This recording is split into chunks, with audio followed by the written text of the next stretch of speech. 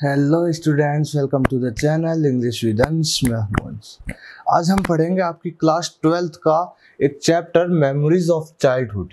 Okay, तो इसमें दो एपिसोड हैं। फर्स्ट तो है the cutting of my long hair, जो आपकी जितकाला सार ने लिखा है, और दूसरा है we to are human beings, जो आपकी ऑथर बामा ने लिखा है। ओके, तो मेमोरीज ऑफ चाइल्डहुड ये दोनों ही है ना, जो ये अपने पास्ट को रिकॉल करके एक एक इवेंट, एक एक इंसिडेंट अपने को इस चैप्टर में डिस्कस करेंगी। तो मैं इन दोनों चैप्टर को इसी वीडियो में कवर कर दूंगा, जिससे आपको रिवीजन के टाइम दुविधा ना हो। तो इस वीडियो में मैं पार्टीशन कर दूंगा, जिसमें आपको फर्स्ट पार्ट में तो ये मिल जाएगा the cutting of my long hair, और सेकेंड पार्ट में we to are human being. तो एक वीडियो में आपको ये चैप्टर में आसानी से इजी लैंग्वेज में आपकी समरी और अच्छे से डिटेल एक्सप्लेन कर देता हूँ। ओके, तो मेमोरीज ऑफ चाइल्डहुड दो एपिसोड है the cutting of my long hair, ठीक है ना। दोनों ही ऑटोबायोग्राफिकल एपिसोड है।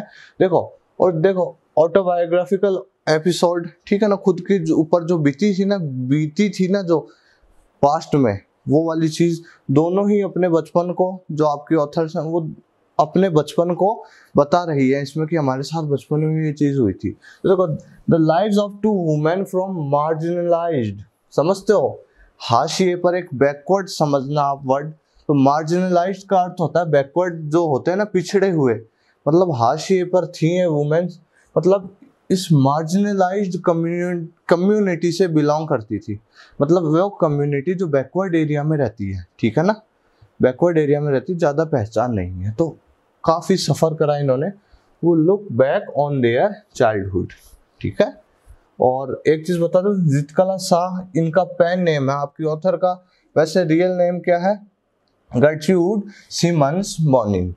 तो इनका जो ये तो पेन नेम है जो अपने दे रखा है, ठीक है, बुक में, और ये आपके बिफोर यू रीड में इनका जो रियल नेम है वो दे रखा। तो अब हम स्टार्ट करते हैं the cutting of my long hair, ठीक है। तो अब क्या अपनी जितकाला शाह है ना, वो क्या है, देखो एक उनका जन्म तो कहाँ हुआ था, इंडिया में हुआ था, ठीक है।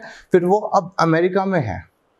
तो वो बता रही है अपनी चाइल्डहुड की बात कि वो एक बोर्डिंग स्कूल में है, ठीक है, बोर्डिंग स्कूल में है वो। आज ही फर्स्ट डे है उनका लैंड ऑफ एप्पल में, एप्पल्स मतलब सेवों के देश में। सेवों का देश किसे कहा गया है, अमेरिका को कहा गया कि तो अमेरिका में आज उनका पहला दिन है, जिस हॉस्टल में वो रह रही है, और वहां पर उनका पहला दिन है, ठीक है। तो वो वहां बोर्डिंग स्कूल में है। तो वो बता रही है कि लैंड ऑफ एप्पल्स में मेरा आज अमेरिका में मेरा पहला दिन है, और चारों ओर बर्फ ही बर्फ है, ठंडक हो रखी है, बेयर हो रखे हैं ट्री। ओके, तो अब बताते हैं कि एक बहुत ही हार्श वॉइस में घंटी बजती है हमारी स्कूल की, जो भी, तो उनके इंस्टीट्यूट की एकदम से जोर से घंटी बजती है। वो इतनी हार्श होती है, मतलब इतनी इरिटेटिंग होती है कि कान को मतलब बहुत ही ज्यादा प्रताड़ित करने वाली, ठीक है।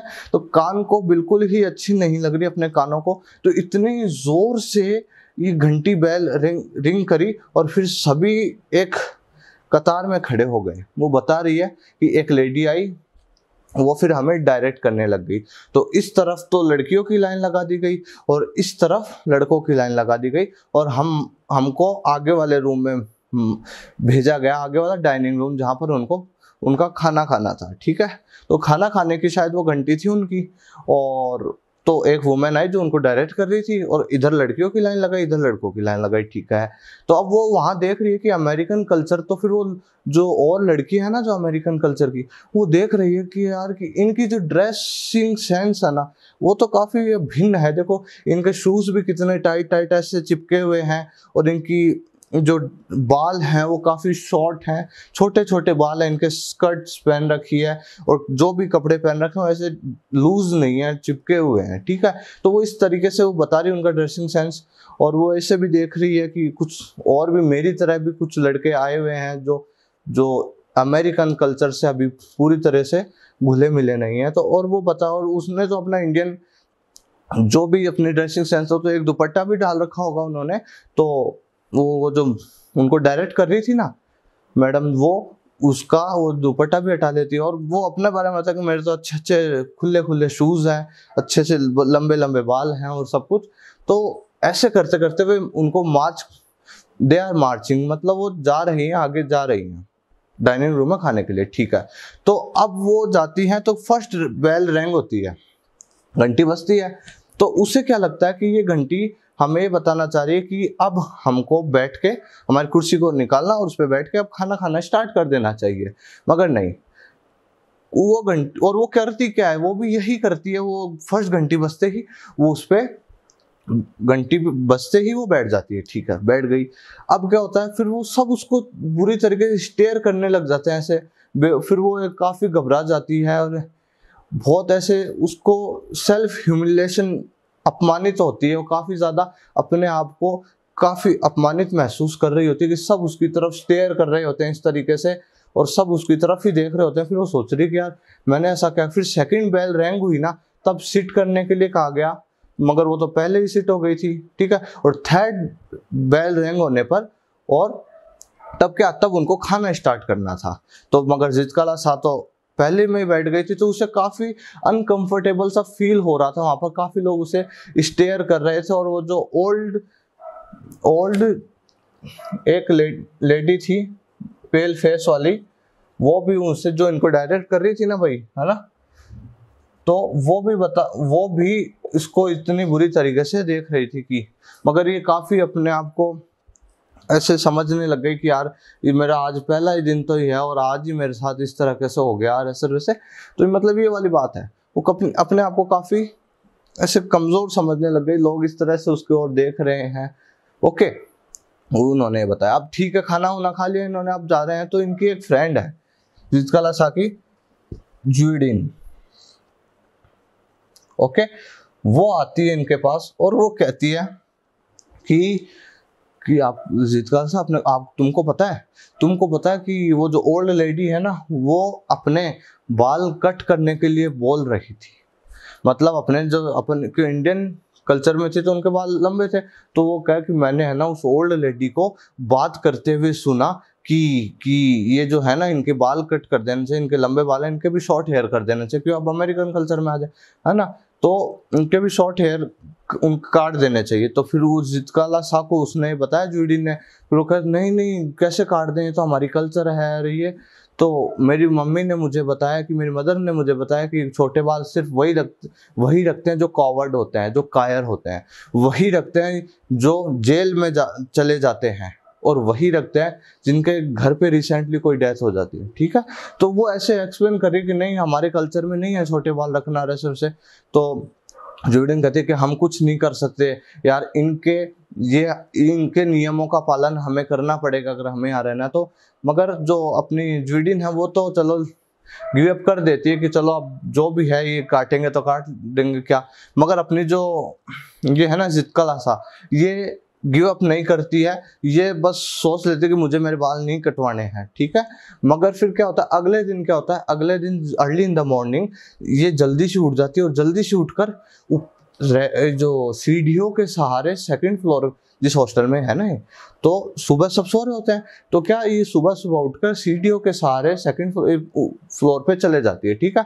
अब वहाँ एक रूम है जहाँ मतलब सनलाइट, वो मोटे मोटे पर्दे लगे हुए, अंधेरा सा रहता है, तो वहाँ उसको कोई देख नहीं पाएगा, तो उस कमरे में जाके वो छिप जाती है, ठीक है।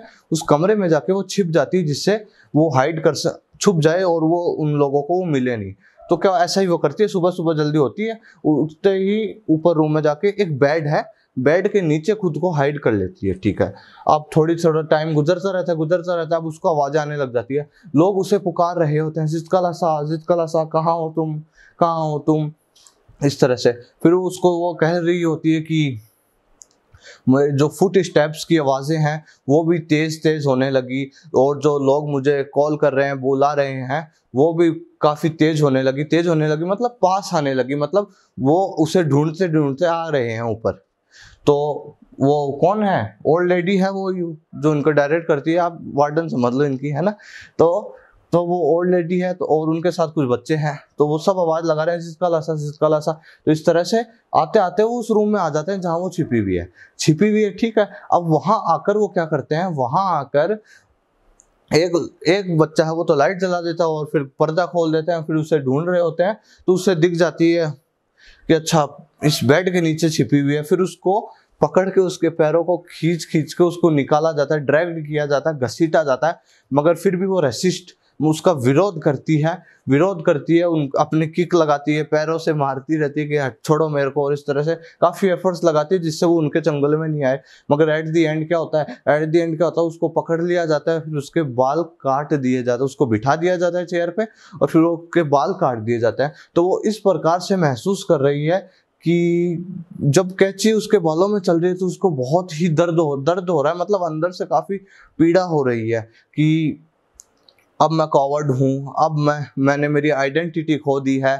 मतलब इंडियन कल्चर भी से ना, तो अब मैं कॉवर्ड हूँ, मैं कायर हूँ, अब मैंने मेरी आइडेंटिटी खो दी है, अब मैं सही नहीं हूँ, और ऐसे इतने प्रकार के विचार उसके अंदर आ रहे हैं। और जैसे जैसे बाल कट रहे हैं तो बाल कटते हैं, जब अपने ऐसे कंधे पर आते हैं ना गिर के, तो वो अपने बालों को ऐसे देख के काफी दुख प्रकट कर रही है और कह रही है कि मैं आज है ना मेरी मदर के पास नहीं हूँ, तो यहाँ पर कोई सांत्वना नहीं दे रहा, मतलब कौंसल, मतलब वहां पर मेरे को कोई, मतलब मेरे लिए मैं इतना रो रही हूँ ना तो मुझे कोई चुप नहीं करा रहा, मुझे कोई प्रेम नहीं दिखा रहा कोई भी। अगर मेरी जगह मेरी मदर के पास होती तो ना तो मेरे हेयर कटने देती और ना मुझे रोने देती। और यहीं आपका चैप्टर ये जो the cutting of my long hair ये कंप्लीट हो जाता है।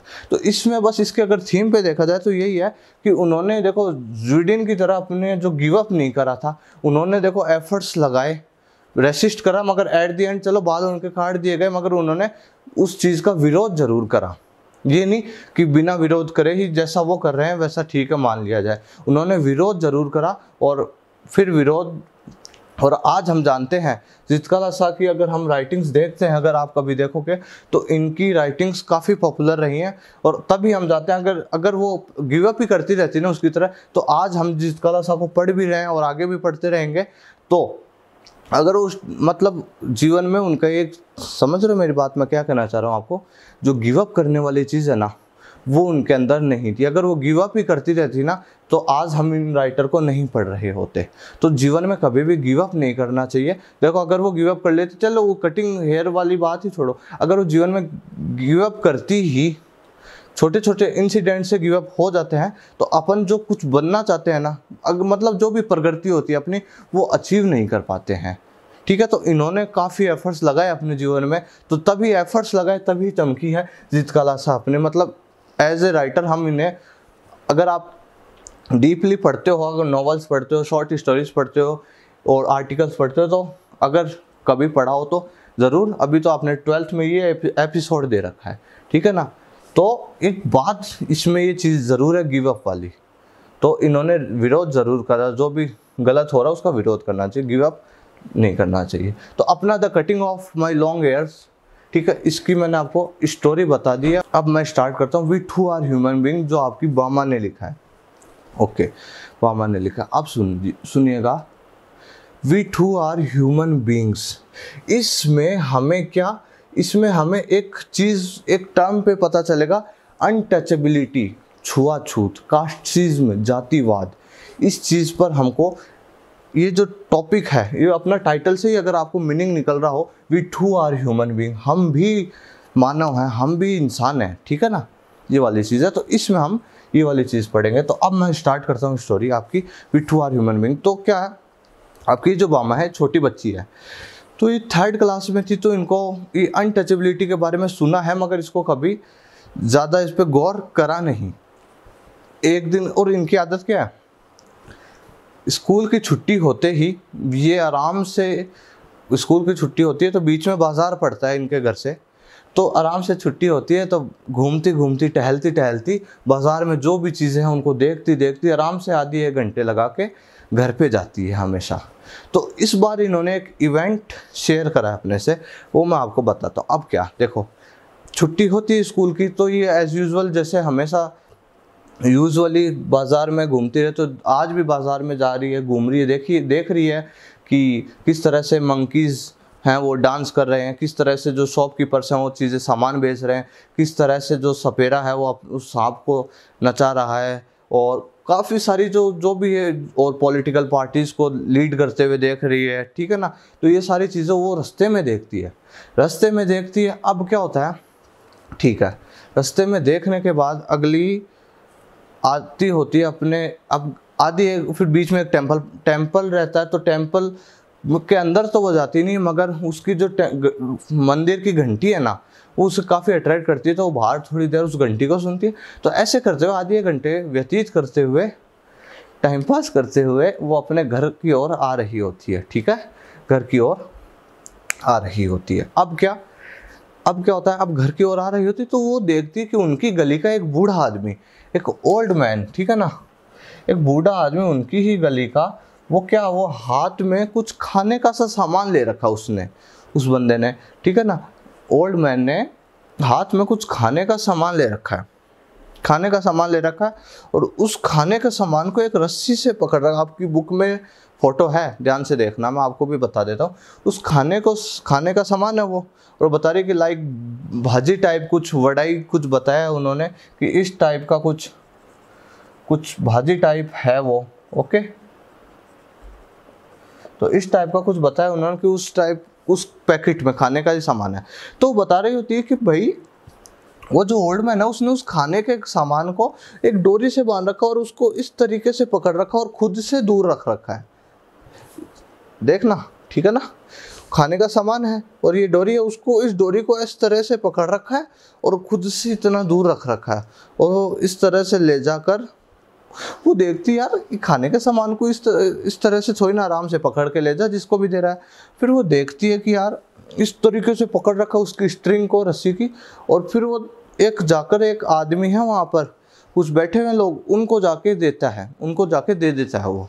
वो हंसती है कि क्या है ये, ऐसे थोड़ी ना खाना दिया जाता। वो उस टाइम तो हंसती है, बच्ची है अपनी, है ना। तो इस तरह से पकड़ के वो उसको देता है। फिर वो देखती है कि वो जो भी आदमी है वो उसको दूर से ही ले लेता है। और फिर जिस रस्सी को उसने हाथ लगाया था ना, उस रस्सी को तो दूर से ही पकड़ के खोल के फेंक देता है और खाने लग जाता है, ठीक है। वो देखती है क्या हो रहा है, पता ही नहीं क्या। फिर वो घर पे आती है ना, फिर क्या होता है, घर पे आती है तो अपने भाई है उनका, अन्नन, वो भाई यूनिवर्सिटी की पढ़ाई कर रहा है और भाई अभी छुट्टियों में आया हुआ है। तो अब वो घर पे आ जाती है अपनी मामा, और घर पे आके उन्हें बताती है, क्या बताती है, उन्हें बताती है कि भैया आज आपको बताऊँ क्या हुआ, मैंने आज क्या चीज़ देखी, कितनी मतलब मजाकिया चीज़ देखी। तो क्या, हाँ बताओ। तो फिर वो बताती है कि मैं अभी आ रही थी तो अपनी गली का एक आदमी एक खाने के पैकेट को इस तरह से दूर से पकड़ के देकर आ रहा था। क्या खाने को ढंग से ही दे देता है, इस तरह से क्या। फिर उसका भाई समझाता उसे कि बेटा कि इसमें हंसने की कोई बात नहीं है, हंसने की कोई बात नहीं है। फिर हंसू नहीं तो क्या, इस तरह से थोड़ी ना दिया जाता, खाने को ढंग से ही दे दे। तो वो कहता है कि नहीं, वो हमारी ही कम्युनिटी का था, इस कारण से वो इस तरह से दे। हमारी ही कम्युनिटी मतलब कि ये समाज में एक डिवाइडेशन हो रखा है कि अपर कास्ट और लोअर कास्ट। तो हम जो है वो लोअर कास्ट से बिलोंग करते हैं और हमारे को एक टर्म दे रखा है अनटचेबल। We are untouchable. हम क्या हैं, हम अछूत हैं। हम किसी भी खाने के चीज़ को फिर उसे अब एक्सप्लेन कर रहा होता है। हम के लोगों की धारणा है हम क्या है, नीची जात के हैं, लोअर कास्ट है और अनटचेबल है। लोगों की धारणा है कि ये अगर ये छोटी जात वाले अनटचेबल लोग हमारे किसी भी खाने को या फिर चीज़, आप तो जानते हैं ना, अपन तो भारतीय हैं, आप अपने को तो ध्यान है ना यार, कितना डिस्क्रिमिनेशन होता था और आज भी कई एरियाज़ में होता है। लेकिन लोगों के कुछ संकीर्ण मानसिकता, नैरो माइंडेड लोग हैं, वो उनके मस्तिष्क में आज भी थोड़ी सी खटकती है चीज़, ये छोटी जात का है बड़ी जात का। कभी नहीं करना चाहिए ये चीज़। ईश्वर ने हमें एक बनाया था। ये जाति, धर्म और ये वर्ग जो भी है, ये सब इन इंसानों ने डिवाइड करे हैं। ईश्वर ने एक ही बनाया था हम सबको। तो एक मैं बता रहा हूँ आपको, तो एक चीज़ है, सुनना। तो फिर उसे बता रहा है कि वी आर अनटचेबल। तो हम अगर किसी भी खाने की चीज़ को छूते हैं ना तो वो दूषित हो जाती है। इस कारण से हमको नहीं इस कारण से ही वो बंदा था, वो जो ओल्ड मैन थे, वो उस खाने को दूर से पकड़ रहा क्योंकि वो अनटचेबल है, और वो अगला चाहे वो अपर कास्ट का बंदा है तो उसको वो इस तरीके से दे रहा था जिससे है ना उसको वो अछूत ना करे, उसको दूषित ना हो जाए उसका खाना। फिर ओबामा कहते हैं कि भैया ऐसे थोड़ी ना होता है, हम भी we to are human being, है ना। वो कहते हैं कि वी आर अनटचेबल।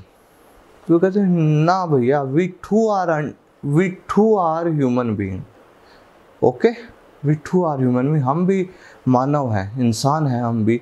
ये इस तरह का डिस्क्रिमिनेशन हमारे साथ ही क्यों, ये इस तरीके का डिस्क्रिमिनेशन क्यों?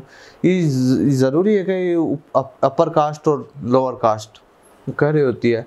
वो एकदम से प्रभावित हो। पहले तो उसे जो वो इंसिडेंट देखा ना उसने ओल्ड मैन का, उस टाइम तो हंस रही थी वो कि यार को किस तरह बेवकूफ़ आदमी है, किस तरह से खाना दे रहा है किसी को। अब मगर अब उसने जब वास्तविकता से अवगत हुई ना, वो उसके भैया ने उसको बताया, अन्नन ने उसको बताया कि ये बेटा इसके पीछे ये स्टोरी है, तो वो काफ़ी इमोशनल हो जाती है और काफ़ी उनको दर्द होता है कि यार दर्द होता है उनको, काफ़ी रिग्रेट, मतलब काफ़ी गिल्ट सा फील कर रही होती है वो कि लोअर कास्ट के बारे में कि इस तरह से डिस्क्रिमिनेशन नहीं करना चाहिए और ऐसा सब कुछ। तो वो बोलते भैया आपके साथ भी कभी कुछ ऐसा हुआ क्या? फिर उसका भैया कहता है अरे छोड़ो ना यार, क्यों फालतू। वो कह नहीं भैया बताओ मेरे को। भैया वो जिद करने लगे। फिर उसने बताया कि एक दिन मैं लाइब्रेरी में था तो एक लड़का आया, वो मेरे को बोल रहा था कि क्या नाम है आपका? वो बोलता है अन्नन नाम है मेरा। ठीक है, तो वो मेरे नाम से मेरी जाति नहीं पहचान पाया। वो मैंने उसको नाम बताया, वो मेरे नाम से मेरी जाति नहीं पहचान पाया। मगर क्या? मैं नाम से जाति नहीं पहचान पाया, मगर क्या? फिर उसने पूछा आप कहाँ से आते हो, मतलब कहाँ से आते हो, किस जगह से आते हो? तो उसने बताया हम इस एरिया में, इस गली से आते हैं।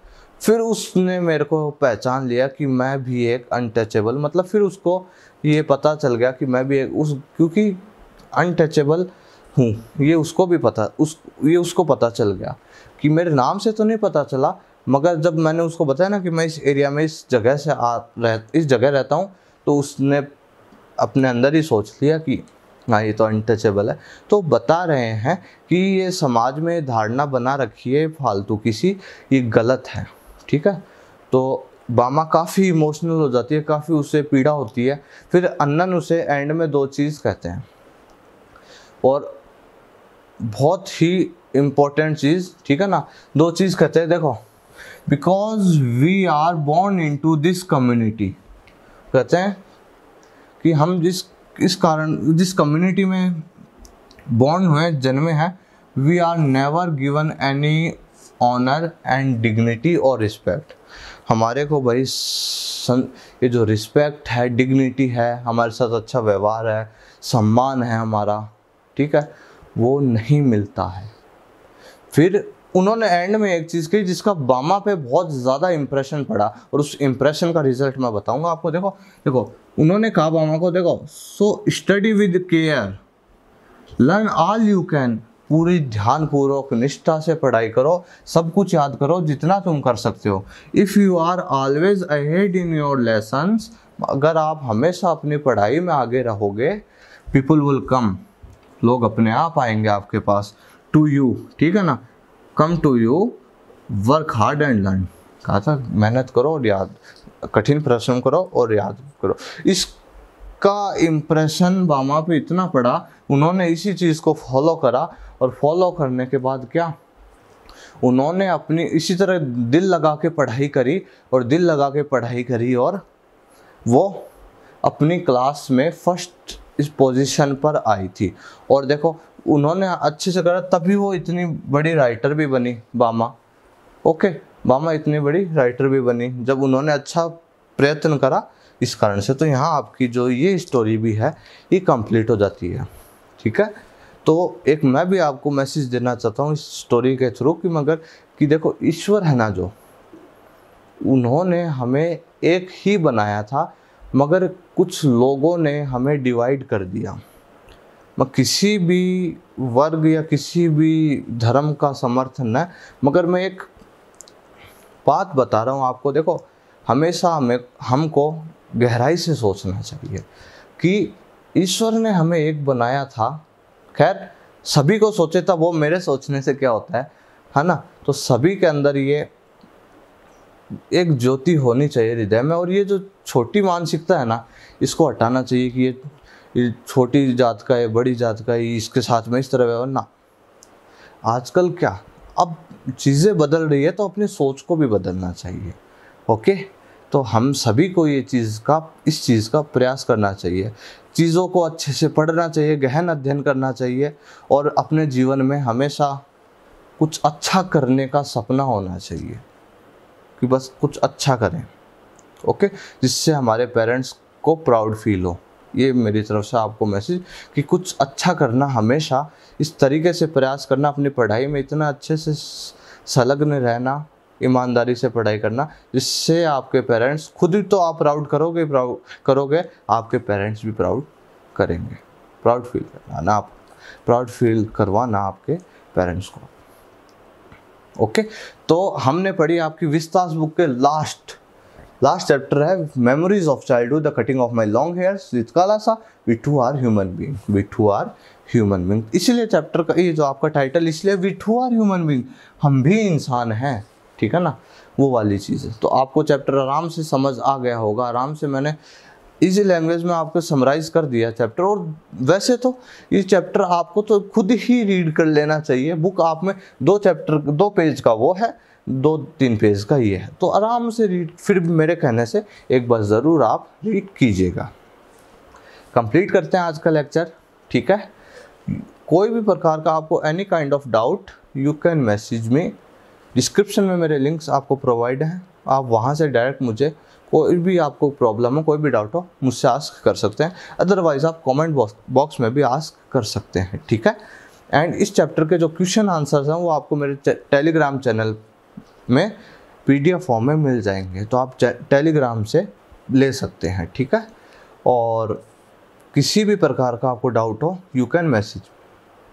और 12th की जो प्लेलिस्ट अपनी 12th की, वो अच्छे से अरेंज्ड है सीक्वेंस से, फ्लेमिंग। तो क्या आज थोड़ी सी जो तबीयत है वो थोड़ी सी डल है, अनवेल है, फिर भी मगर आपके लिए लेक्चर रिकॉर्ड करते हैं। तो जो प्लेलिस्ट है बेटा वो वेल अरेंज्ड है अच्छे से, ठीक है। तो फ्लेमिंगो आपकी और विस्तास दोनों बुक मैंने कवर करवा रखी है अच्छे तरीके से, और आपको जो क्वेश्चन आंसर्स हैं वो टेलीग्राम चैनल पे मिल जाएंगे। ओके, तो कोई भी प्रकार के any kind of problem you can message me. और अपने 12th के साथियों के साथ वीडियो को शेयर करें और ज़्यादा से ज़्यादा बच्चों को जोड़ने की आप भी कोशिश करें, ठीक है। मैं मिलूँगा आपसे अपने नए टॉपिक पे, बने रहिए मेरे साथ। Thank you very much.